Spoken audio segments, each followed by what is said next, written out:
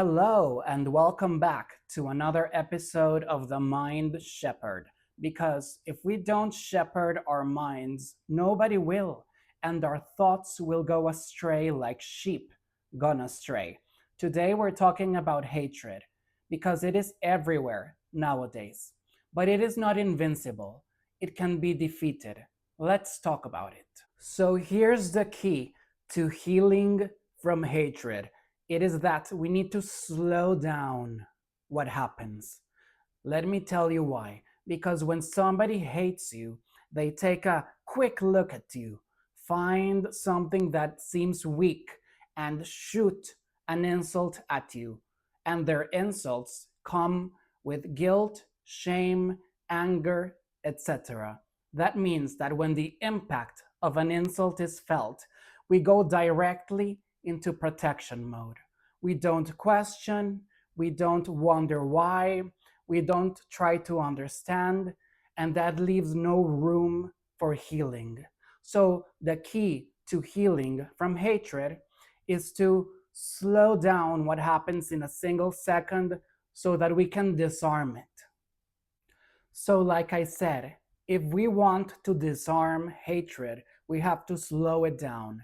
And nothing slows things down more than the right questions. So, if somebody shoots an insult at you, like you are a fill in the blank, you ask within you the right questions, like what is false about their totalitarian insult against me?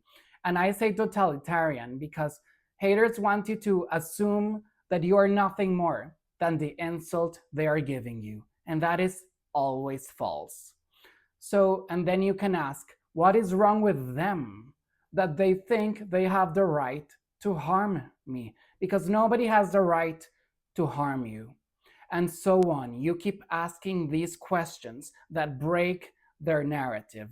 So, after you slow down a hateful insult through questioning, you have to get into the complexities like, oh, that person is having a bad day, or they are making inappropriate comments, uninvited comments.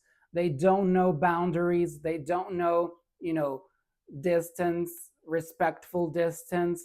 They are just insecure, they feel threatened, etc. You have to find a narrative that protects you because otherwise you will tip back into the shame and to the guilt and you will take in their hatred.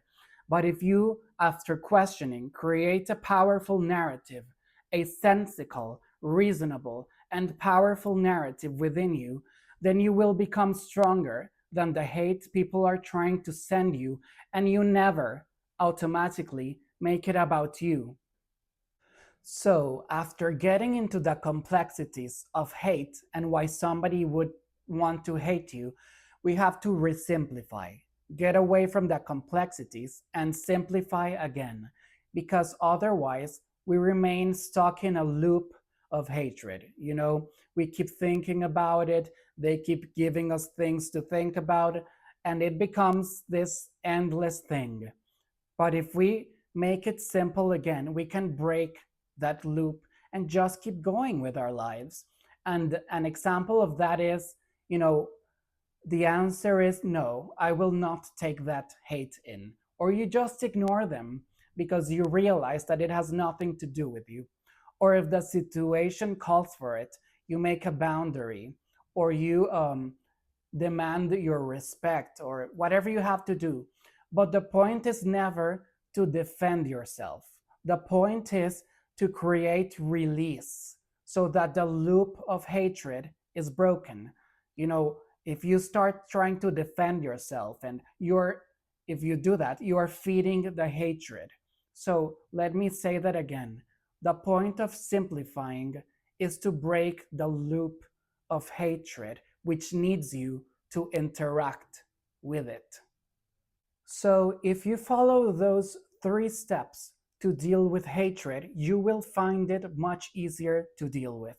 The first step, slowing down their hateful attack with questions. The second step, get into the complexities of those questions to create a narrative in your favor. And the third step, resimplify everything again with the sole purpose of breaking the loop through release, not through defending yourself, because that's what hate wants. Just release it.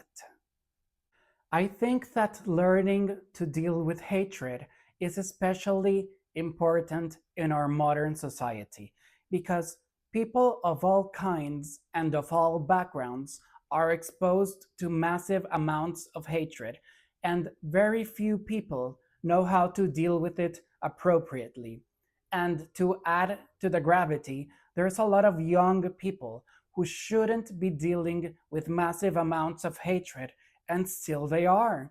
Certainly, they don't know how to do it, and many of them spiral down because of it. And another problem is that hatred has become something that is rewarded by the algorithm, clicks, negative attention. People think that being hateful is a good thing sometimes. So if you add up these three things together, there is a very harmful environment that we need to learn how to deal with. So here's what I would like to leave you with regarding hatred. It is that, yes, it appears to be this unbreakable force, but it is not invincible because hatred collapses if you question it. And the answer to those questions must lead you to this conclusion that nobody has the right to harm you or to destroy you because they hate you.